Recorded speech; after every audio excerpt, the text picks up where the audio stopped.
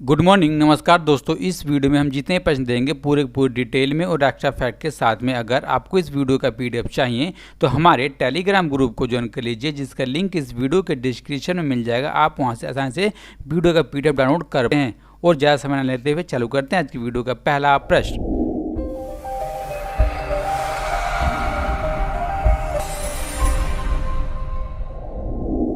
Which countries military will use the Chinese navigation system BeiDou, यानी कि किस देश की सेना चीनी नेविगेशन प्रणाली बाइडू का उपयोग करेगी। दोस्तों करेगी ऑप्शन नंबर से, यानी कि पाकिस्तानी सेना। और इससे पहले जो अमेरिकी नेविगेशन सिस्टम है जिसका नाम है ग्लोबल पोजिशनिंग सिस्टम यानी कि जीपीएस, उसका उपयोग करते आ रही है। और भारत प्रेजेंट टाइम पर इसी जीपीएस का उपयोग करता है। अब देखिए दोस्तों, इसमें जो पाकिस्तान में उसके नागरिक और उसकी सेना दोनों इसका उपयोग कर पाएंगे दोस्तों, ठीक है। और इसी के साथ चीन चाहता है दोस्तों कि नेविगेशन के क्षेत्र में जो अमेरिका पूरे वर्ल्ड का दोस्तों राजा बना हुआ है, उसको कम से कम तो एशिया से भगा करके एशिया का नया राजा नेविगेशन सिस्टम के क्षेत्र में चीन बन जाए दोस्तों, ठीक है। अब देखिए जो पाकिस्तान है इसका उपयोग करेगा तो सुचारू रूप से क्या काम दोस्तों कर पाएगा, तो अपना मानचित्र का सर्वेक्षण, निर्माण, वैज्ञानिक अध्ययन, भू स्थानिक अनुप्रयोग तथा इसी के साथ साथ हम जो उसके रडार हैं उसकी स्थिति का भी दोस्तों उपयोग कर पाएगा बहुत आसान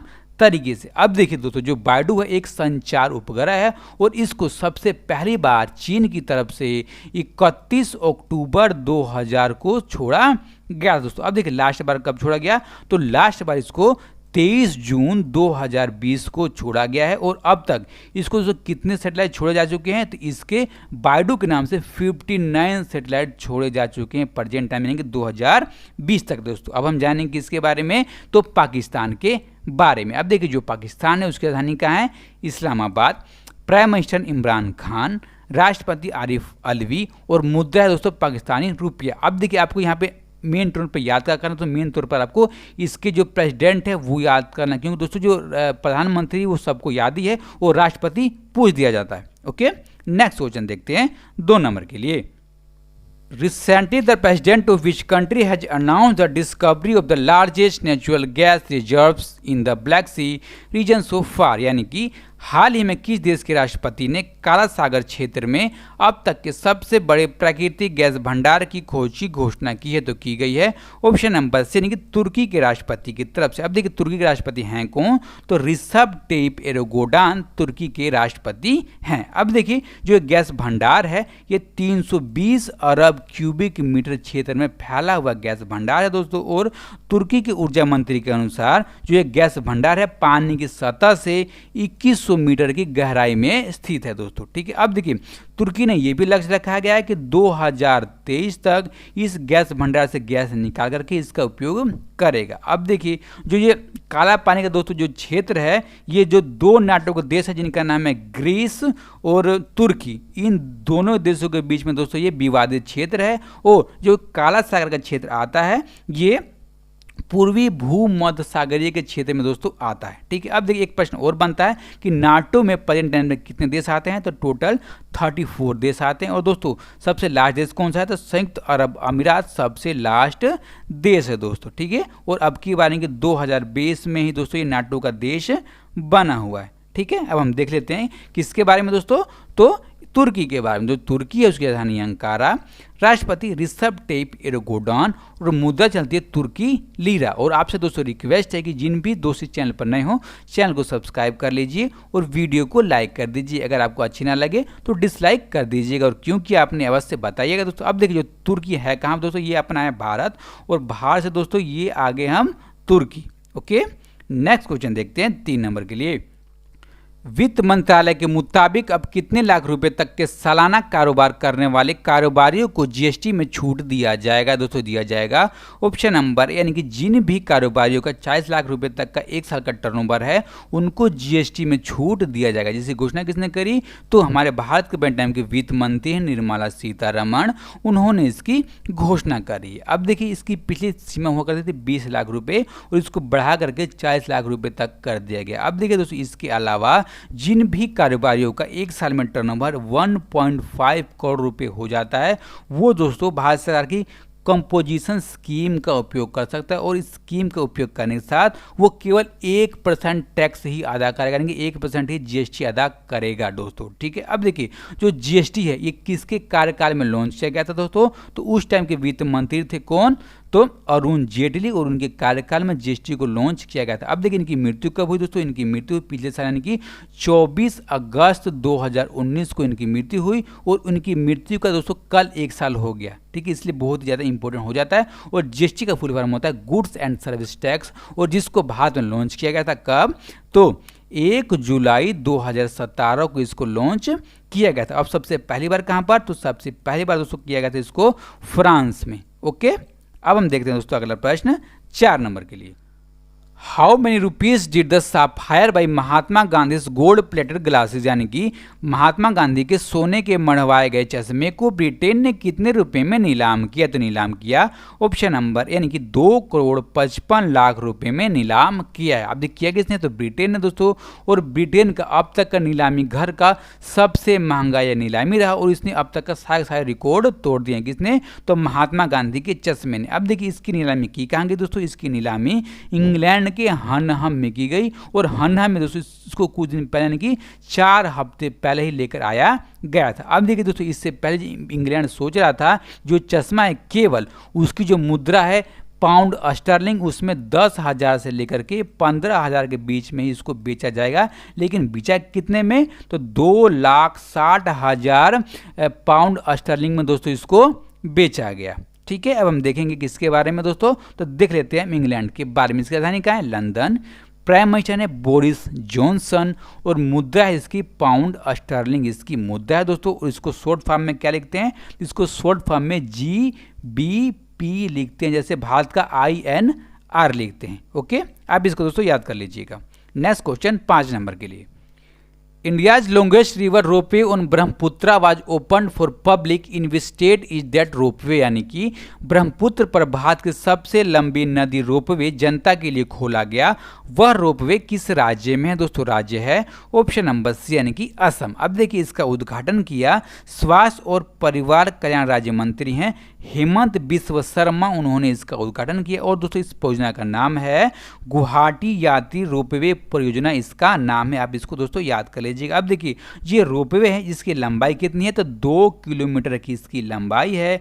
और दोस्तों जो इसका केबिन जो आप देख रहे हो जिसमें आदमी बैठ करके जाएंगे, इसको स्विट्जरलैंड से मंगाया गया दोस्तों। अब देखिए ये गुवाहाटी में इसको बनाया गया है, और दोस्तों ये गुवाहाटी में बनाया गया है, तो ये रोपवे भारत का किसी भी नदी के ऊपर बना हुआ सबसे लंबा रोपवे है दोस्तों। अब देखिए इसके माध्यम से क्या जाएगा, तो जो ब्रह्मपुत्र नदी का किनारा है एक किनारे से दूसरे किनारे तक जाया जाएगा इसके माध्यम से। और सवारी के रूप में एक तरफ का किराया 60 रुपये रखा गया, अगर कोई व्यक्ति दोनों तरफ दोस्तों आना जाना चाहे तो केवल 100 रुपये में ही वो आ जा सकता है ब्रह्मपुत्रा नदी के दोस्तों। ठीक है, अब देखिए इस परियोजना में टोटल रुपये खर्च कितना हुआ, तो 56 करोड़ रुपए इस परियोजना में खर्च हुआ। और दोस्तों ये परियोजना कब की है, 2006 के ये परियोजना है, और दोस्तों बहुत दिन से लंबित थी, और इसको अब की बार 2020 में पूरा कर लिया गया है। ठीक है, अब हम देखते हैं असम के बारे में। जो असम है दोस्तों उसकी राजधानी कहाँ है, Dispur. Chief minister Sarbananda Sonowal, governor Jagdish Mukhi, और पार्लियामेंट सीटें राज्यसभा की 7 और लोकसभा की 14, और राज्य बना था 26 जनवरी 1950 को, और गुवाहाटी हाई कोर्ट के अंडर में आता है। इसका राजकीय डांस है बिहू। सीधे पेपर में प्रश्न पूछा जाता है। जानवर Kaziranga, bird white बीन्ड book duck, फूल लॉर्सन ऑर्किड, वृक्ष होलंग वृक्ष का पौधा, और नदी है Brahmaputra. Okay, next question 6 number के लिए। Saudi Arabia State Oil Company Saudi Aramco has decided to end an agreement with which country about 75,000 crore, यानी कि सऊदी अरब की सरकारी तेल कंपनी सऊदी अराम्को ने किस देश के साथ करीब 75,000 करोड़ रुपए का एक करार खत्म करने का फैसला लिया है दोस्तों, लिया गया है ऑप्शन नंबर यानी कि चीन के साथ में। अब देखिए इस समझौते के तहत अराम्को चीन के साथ मिलकर एक रिफाइनिंग और एक पेट्रोकेमिकल्स कॉम्प्लेक्स बनाने वाली थी। और दोस्तों किस कंपनी के साथ समझौता था ये, तो China north industries group corporation company के साथ समझौता था। कब? तो फरवरी 2019 में लिया गया था। अब देखिए जब खत्म कर दिया गया तो भारत की दोस्तों एक कंपनी रिलायंस इंडस्ट्रीज लिमिटेड, उसके साथ दोस्तों समझौता करने के लिए ये कंपनी विचार कर रही। जब समझौता कर लिया जाएगा तब हम इसके बारे में आपको बताएंगे। अब देखिए दोस्तों ये निर्णय लिया, क्योंकि निर्णय इसलिए लिया गया कि कोविड-19 के संक्रमण को दोस्तों देखते हुए जो ये कंपनी है इसके ऊपर काफ़ी कर्ज बढ़ता जा रहा है, काफ़ी दोस्तों इसकी कीमतें घटती जा रही है और काफ़ी ज़्यादा इसके ऊपर खर्च बढ़ता जा रहा है दोस्तों। उसको मेंटेन करने के लिए और अपने 75,000 करोड़ रुपए बचाने के दोस्तों ये रद्द कर दिया है डील इस कंपनी ने दोस्तों। ठीक है, अब हम जानेंगे इसके बारे में। तो अब हम जानेंगे सऊदी अरब के बारे में। तो दोस्तों इसकी राजधानी है रियाद, राजा हैं सलमान, क्राउन प्रिंस है मोहम्मद बिन सलमान और मुद्रा है दोस्तों Saudi riyal. Okay, next question 7 number के लिए। Which country launch optical remote sensing satellite Gaofen 9, यानी कि दोस्तों ऑप्टिकल रिमोट सेंसिंग उपग्रह जियोफिन 9 और जियोफिन समूह का ये 5वां उपग्रह है। इसको किस देश ने लॉन्च किया? इसको लॉन्च किया गया ऑप्शन नंबर डी यानी कि चीन ने, और चीन ने अपने जिजुआन सैटेलाइट लॉन्च सेंटर से इसको लॉन्च किया है दोस्तों, और इसको अपने लॉन्ग मार्च 2D लॉन्चिंग व्हीकल से लॉन्च किया। और इसके साथ में एक और उपग्रह जिसका नाम है टिया 2-5, उसको भी दोस्तों छोड़ने का इसने काम किया। अब देखिए यहाँ पे एक प्रश्न बनता है कि रिमोट सेंसिंग उपग्रह कौन से उपग्रह होते हैं दोस्तों? ये उपग्रह वो उपग्रह होते हैं जिसमें आमतौर पर पृथ्वी पर जितनी भी जगह हैं, जितने भी वस्तुएं हैं, उनका पता लगाने के लिए इस उपग्रह का उपयोग करते हैं, जिसका नाम है रिमोट सेंसिंग उपग्रह दोस्तों। ठीक है, अब देखिए जो जियोफिन 9 नाम का दोस्तों उपग्रह है और इसको 5वां तो अभी छोड़ा गया, आपको पता लग गया। ठीक है, 4 दोस्तों कब छोड़ा गया था? 4वां छोड़ा गया था इसी महीने की 3 अगस्त को। ठीक है, 3 नंबर का दोस्तों छोड़ा गया था कब? तो 3 नंबर का छोड़ा गया था जून में, और 2 नंबर का दोस्तों जो सैटेलाइट था वो छोड़ा गया था मई में। आपको दोस्तों इतना याद कर लेना होगा। ठीक है, अब हम देखेंगे अगला प्रश्न दोस्तों, और उससे पहले जानेंगे हम किसके बारे में? तो चीन के बारे में। जो चीन है उसकी राजधानी है Beijing, prime minister Li Keqiang, राष्ट्रपति जी जिनपिंग और मुद्रा चलती है युवान। ओके दोस्तों, अब देखते हैं अगला 8 नंबर के लिए। Who was appointment as the managing director of State Bank of India, यानी कि भारतीय स्टेट बैंक के प्रबंधक निदेशक के रूप में किसे नियुक्त किया गया? तो नियुक्त किए गए हैं ऑप्शन नंबर यानी कि अश्विनी भाटिया को नियुक्त किया गया। अब देखिए अपने पद पर बने कब तक रहेंगे दोस्तों? ये तब तक बने रहेंगे जब तक रिटायर नहीं हो जाते, यानी कि 31 मई 2022 तक ये अपने पद पर बने रहने वाले हैं दोस्तों। ठीक है, अब देखिए ये स्थान किसका लेने वाले हैं? तो पी के गुप्ता का स्थान लेने वाले। जो पी के गुप्ता है दोस्तों उनका कार्यकाल 31 मार्च को ही खत्म हो गया था, और 31 मार्च से स्टेट बैंक ऑफ इंडिया का एमडी कोई भी नहीं था दोस्तों। ठीक है, अब देखिए जो ये प्रेजेंट टाइम पर जो अश्विनी भाटिया हैं ये स्टेट बैंक ऑफ इंडिया की म्यूचुअल फंड में प्रबंधक निदेशक और मुख्य कार्यकारी अधिकारी के रूप में काम कर रहे हैं दोस्तों। सबसे इंपॉर्टेंट हम देखते हैं स्टेट बैंक ऑफ इंडिया के बारे में, जिससे सीधे सीधे पेपर में प्रश्न पूछे जाते हैं। अब देखिए दोस्तों जो स्टेट बैंक ऑफ इंडिया है ये किस टाइप की कंपनी दोस्तों? ये पब्लिक सेक्टर की कंपनी। इसकी स्थापना हुई थी 2 जून 1806 को। उस टाइम इसका नाम क्या था? तो कलकत्ता बैंक उसका नाम था उस टाइम। ठीक है, उसके बाद इसका दोस्तों फिर नाम पड़ा बैंक ऑफ बॉम्बे। कब? तो 15 अप्रैल 1840 को। फिर नाम बदला दोस्तों बैंक ऑफ मद्रास के रूप में। क्या नाम हुआ? 1 जुलाई 1843 को। उसके बाद दोस्तों नाम बदला इंपीरियल बैंक ऑफ इंडिया, और कब? 27 जनवरी 1921 को दोस्तों। और आज़ाद भारत में इसका नाम बदल कर प्रेजेंट टाइम का नाम है भारतीय स्टेट बैंक। कब हुआ? तो 1 जुलाई 1955 को दोस्तों। ठीक है, आप इसको याद कर लीजिएगा अगर पूछा जाए कि आज़ाद भारत में स्टेट बैंक ऑफ इंडिया का नाम कब पड़ा दोस्तों? तो 1 जुलाई 1955 को। और पीछे का दोस्तों आप याद कर लीजिएगा, जैसे पूछेगा वैसे आप बताइएगा। ठीक है, हेडक्वार्टर कहाँ है? तो नरीमन पॉइंट मुंबई में। चेयरमैन है रजनीश कुमार और एमडी एंड सीईओ है Ashwini Bhatia. Okay, next question 9 number के लिए।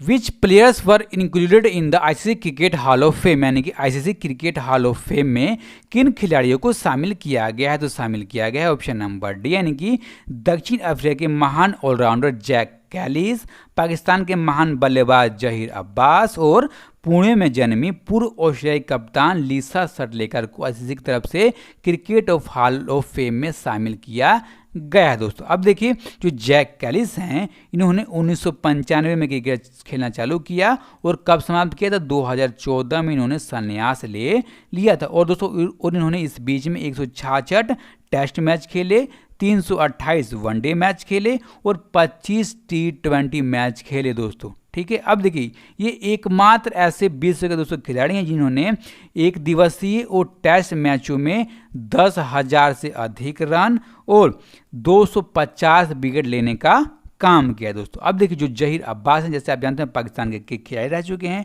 और इन्होंने दोस्तों 78 टेस्ट मैच खेले हैं और 62 एक दिवसीय मैच खेले हैं दोस्तों। ठीक है, और दोस्तों टेस्ट मैच में इन्होंने 5,062 रन बनाए और जो वनडे मैच इन्होंने 2,572 रन बनाने का काम किया। अब देखिए जो लिसा सेटलेकर हैं दोस्तों, इन्होंने 8 टेस्ट मैच खेले हैं, 125 एक दिवसीय मैच खेला है और 24 T20 मैच खेला दोस्तों और उसमें ये कैप्टन भी रही थी। ओके, अब देखेंगे दोस्तों हम किसके बारे में, तो अगला प्रश्न 10 नंबर के बारे में।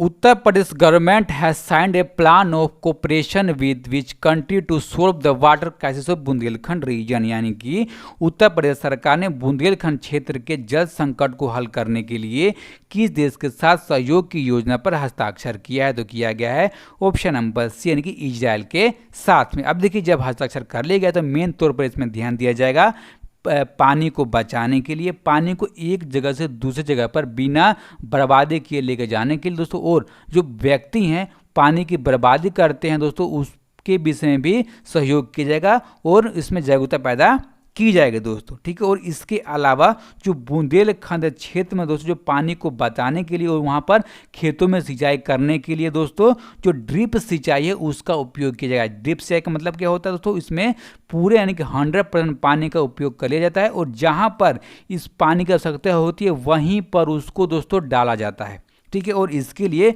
झांसे जीना के बबीना बला के 25 गाँव दोस्तों पहले चरण के लिए चुना गया है इस प्लान के लिए दोस्तों। ठीक है, अब हम देखेंगे जो हमने कल की वीडियो में प्रश्न पूछा था। क्या पूछा था कि रोज क्रिश्चियन ओस्कुडा रेपिंडो किस देश की पहली महिला प्रधानमंत्री बन गई हैं दोस्तों, किस देश की बन गई हैं, तो ऑप्शन नंबर सी नहीं गेबान की दोस्तों ये पहली महिला प्रधानमंत्री बन गई। किसने जवाब सही दिया है, तो विजय कुमार, कुणाल कुमार सिंह, पूजा पाठक, शक्ति कुशवाहा, भोला शंकर, वाल्मीकि कुमार, छोटू आर्यन, अमन कुमार, वाल्मीकि कुमार और दोस्तों अखिलेश क्रिएशन, इन सब दोस्तों ने इस प्रश्न का सही जवाब दिया है। अब हम देखेंगे आज का प्रश्न और आज के प्रश्न के बारे में आपको जितना ही मालूम होगा सारा का सारा दोस्तों आप लिख दीजिएगा। आप लिख देते हैं आपको सही से याद हो जाता है। और दोस्तों आपको इस वीडियो के विषय में अगर कोई से भी अपनी राय देनी हो, बेशकीमती राय देनी हो तो अवश्य दीजिएगा। ओके, और अपना और अपनों ख्याल रखिए। नमस्कार, धन्यवाद।